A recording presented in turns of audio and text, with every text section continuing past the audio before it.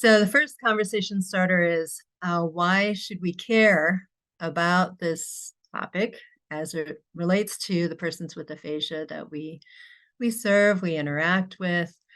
And there was a Gallup poll recently, it's a 2023 results that I have here, where a large percentage of Americans, or people in the United States, consider themselves either religious or spiritual. And so it's about at 80%. So that's a huge percent of the United States public that's saying, no, I do either identify with a religious belief or consider myself spiritual. So the chances of us coming in contact with a person who is either religious or spiritual is pretty good odds. And there's also some indication that a majority of patients throughout the healthcare continuum do want their health professionals to address some of the spiritual issues that are arising throughout the healthcare crisis into the chronic phase of some of these health conditions. So, and it's also very important for us from a multicultural perspective to really consider all of the different religions, different spiritual beliefs, different traditions that the people that we coming into contact with are experiencing and coming to us with. So, all right, conversation starter number 2. What is religion? Religion is, it seems like it should be easy to define, but there is a lot of discussion about what religion is. Religion can look differently according to what your cultural beliefs are, what your culture is, where you are geographically, and so forth. Overall, there seems to be some agreement that when we define religion, we consider it adherence to some type of belief system. A religion usually has a group of people to help define what religion is. There are also some traditions related to religions. There's this idea too of a relation with the transcendent, with the ultimate truth, with enlightenment, perhaps. And the religion has also been considered as it relates to rules. So something that we as humans will follow in this life to be better humans. So, and it's also thought that religion, when we think about measuring some of these concepts, religion is easier to measure than spirituality, which leads us then into conversation starter number 3, which is, what is spirituality? So spirituality is a bit more ambiguous, amorphous than religion, primarily because spirituality is personally defined. So it tends to be free of some of the rules that accompany religion. There can also, to kind of muddy things here, when spirituality is talked about, when it's studied, there's some overlap with some of the terms that we hear in positive psychology. So terms such as peace and harmony, character traits related to, I'm a forgiving person, I'm a grateful person. So those are terms that seem to be shared also with this aspect of psychology. So, and then it's also there's this researcher at Duke University who has spent his life, or his career, I should say, looking at religion and spirituality and healthcare. And I had the good fortune of going in August and spending a week at this workshop that he has every year. And the workshop was amazing. There were people, I think maybe about 70 people from all over the world, all different faiths and religions, to share this interest in what we know about religion, spirituality, and health. And one of the things that he mentioned was that spirituality is distinguished from its consequences. So with religion, there can be, consequences of a belief in this is what an afterlife may be, or a reward or a punishment. And spirituality isn't necessarily related so much to a consequence. So.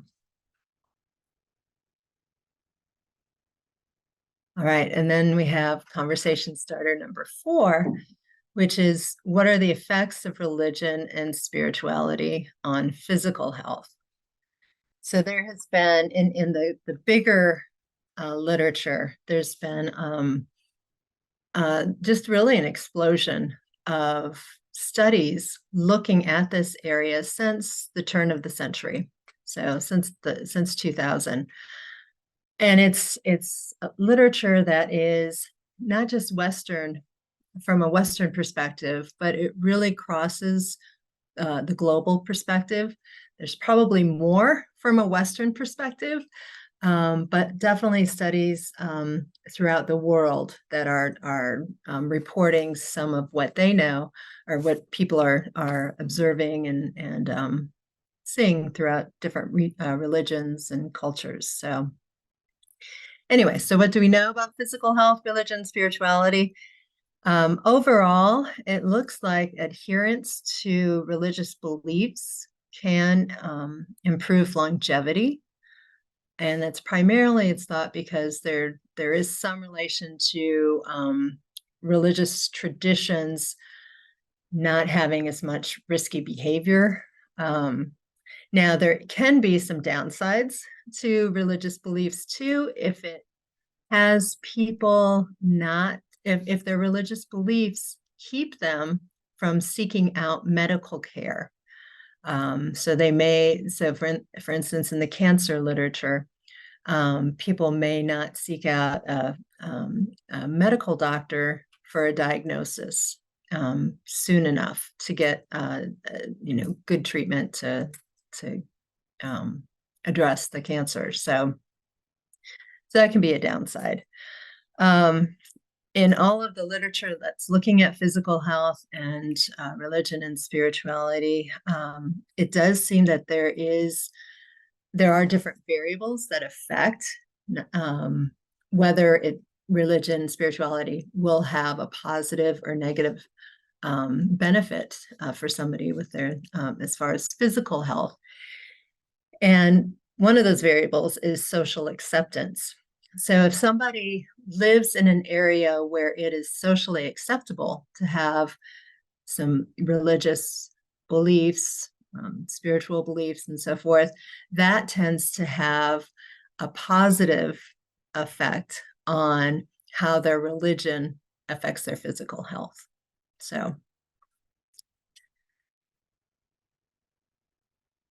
All right, and then mental health. So there's a lot of different areas where people have looked at religion and spirituality on mental health. One area is substance use, and there's some studies that have shown that religiosity, which is the adherence to one's religious beliefs, can be a protective factor against abusing alcohol and drugs. And part of that is thinking that, okay, the beliefs of someone the beliefs are such that there's a negative association with substance use or substance abuse. So there's been a lot of exploration in the area of depression. There's a 2019 review that looked at religious involvement, and it found that people who had more religious involvement tend to have faster recovery from depression. But the studies haven't really shown the same for spirituality. So with spirituality, there does not seem to be the same benefit as religion for helping people with depression. So, all right. And why could that be? Why religion versus spirituality? It could be because there is, with spirituality, it's more of a solo path.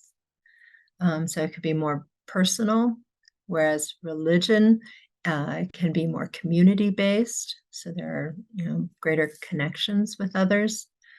So, and then with suicide, there was a systematic review that showed the more that people had with religious involvement, the less suicide attempts. So, all right, and then on to conversation starter number 6. So one of the areas that I think is very important as we think about living successfully with aphasia is coping. So there's this area of exploring religion and spirituality called religious coping. And religious coping is, I have here, use of religion to help cope with life challenges.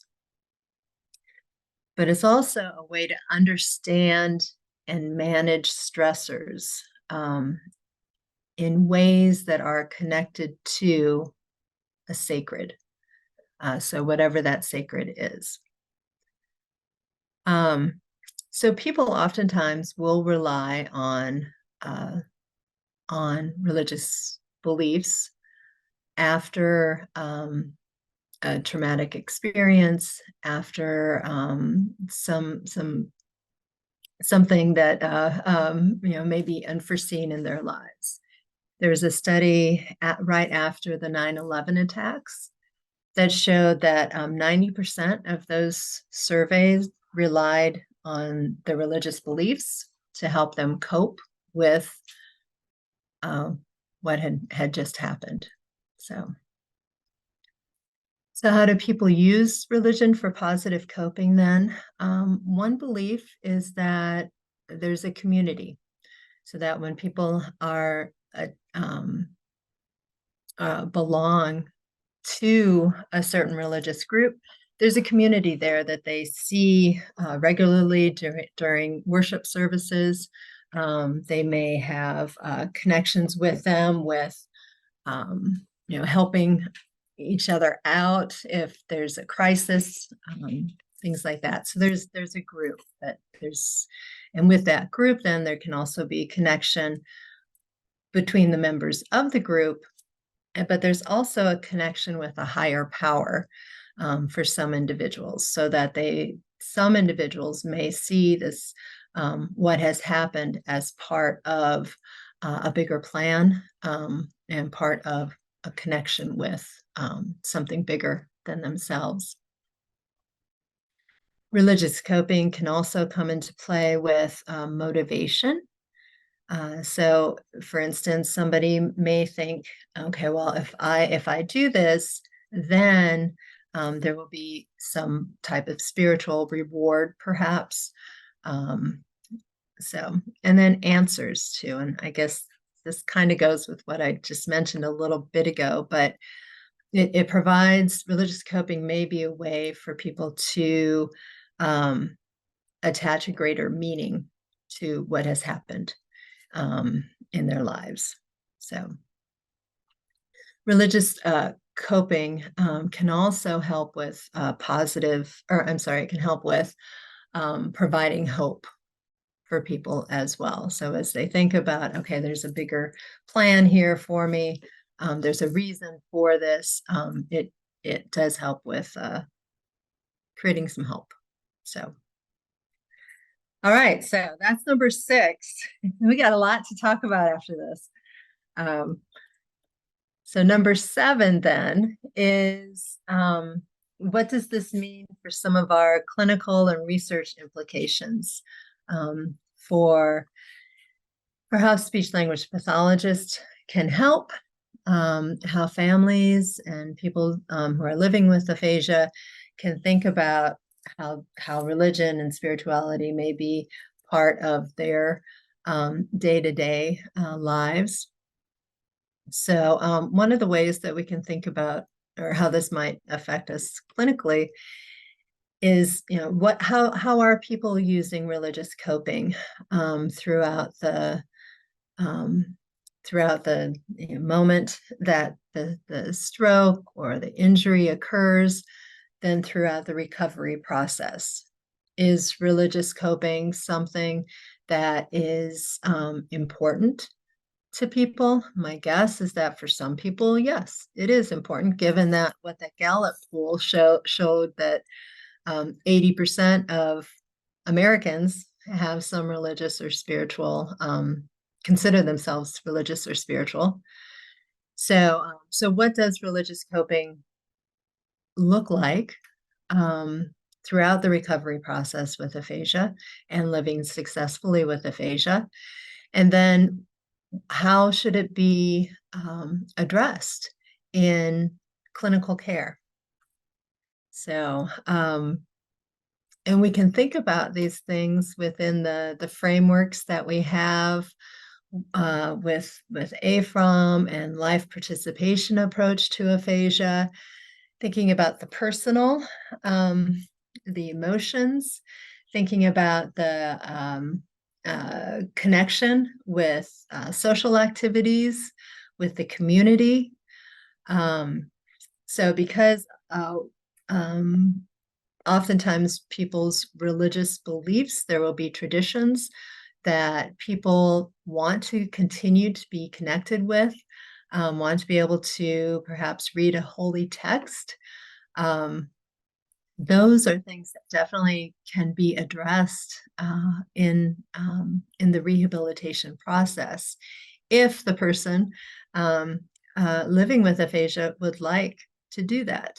Of course, all of this is driven by the person with aphasia, not the speech language pathologist. So, all right, and then something to consider too are the methods for gathering information. I mentioned before that religion can be easier to measure than spirituality. There are different ways. There are different questionnaires that try to get at both religion and spirituality. None, as far as I know, I could be wrong, have been made aphasia friendly and accessible, although maybe there are people who are modifying the questionnaires and using them. But we need to think about how we can get the information that we need about one's religious beliefs and their spirituality and so forth, and where we can help as throughout the rehab process. So yeah, and also thinking about bringing in spiritual healthcare advisors too. So those are in the medical center setting here in the United States. It could be someone like a chaplain. In indigenous spiritual traditions, it may be another type of faith healer. There's different ways in which we can bring in the people that support us and others in their spiritual and religious journeys. So, and I just put here my doctoral student, Hannah Griffey, and I have a paper that's in press that'll be coming out in seminars in speech and language, and it's about this topic, and it goes into greater detail. So that should be coming out toward the beginning of next year. So, all right, so those are all my conversation starters.